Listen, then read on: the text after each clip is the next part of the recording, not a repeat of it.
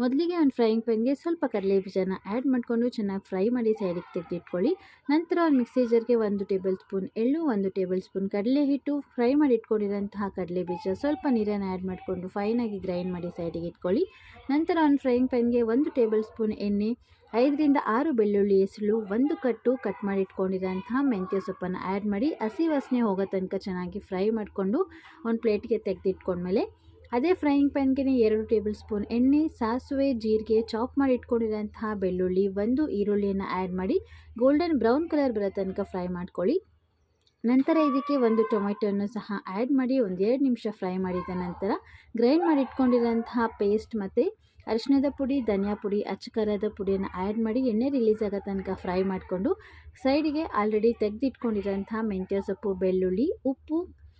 consistency ನೋಡಿಕೊಂಡು ಸ್ವಲ್ಪ ವಾಟರ್ನ add ಮಾಡಿಕೊಂಡು ಒಂದು 5 ನಿಮಿಷ ಕುದಿಸ್ಕೊಂಡ್ರೆ ಸೂಪರ್